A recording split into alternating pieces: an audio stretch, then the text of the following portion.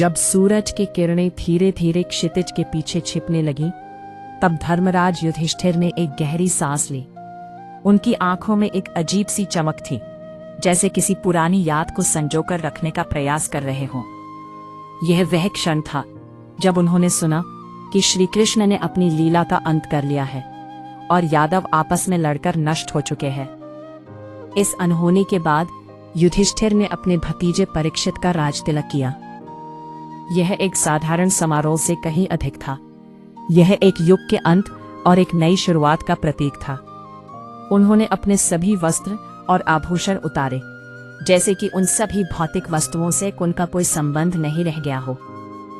मौन व्रत लेते हुए, अपने केश खुला छोड़कर संन्यास की ओर बढ़ते हुए वे राजभवन से निकले। उनके साथ उनके भाई और द्रौपदी भी थे, जो उनकी भक्ति और कर्तव्य से प्रेरित थे। धर्मराज ने सभी मायाओं को त्याग दिया था। उन पर ना तो भोजन का कोई मोह था, ना जल का। वे निरंतर चलते रहे, जैसे हिमालय की ओर बढ़ते हुए उनकी आत्मा उन सभी सांसारिक बंधनों से मुक्त हो गई हो।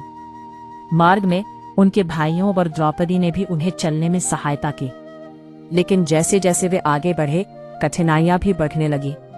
सतपथ पार करते हुए स्वर्ग आरोहण की दिव्य भूमि सामने आई। वहां ठंडी हवा में बर्फ की परतें थीं, और जैसे ही वे वहां पहुंचे, उनके भाई और द्रौपदी एक एक कर गिरने लगे।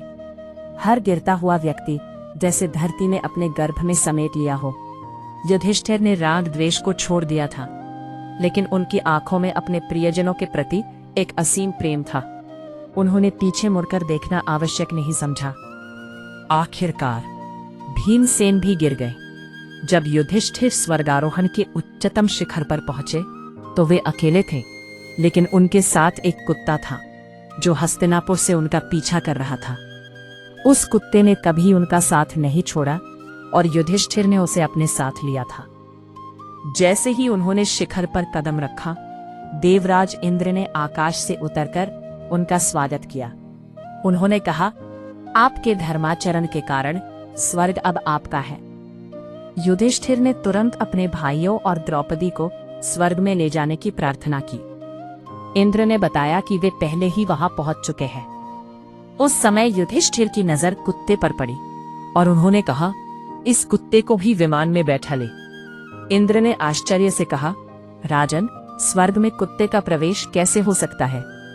युधिष्ठिर ने दृढ़ता से उत्तर दिया, यह मेरे आश्रित है। इसके बिना मैं अकेले स्वर्ग नहीं जाना चाहता। इंद्र ने कहा, स्वर्ग की प्राप्ति पुण्य के फल से होती है। यह अपवित्र प्राणी यहाँ क्यों है?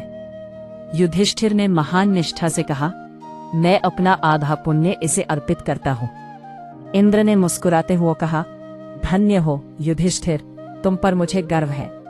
और तभी कुत्ते का रूप त्याग कर साक्षात धर्म देवता उनके सम्मुख प्रकट हुए, उन्हें आशीर्वाद देते हुए।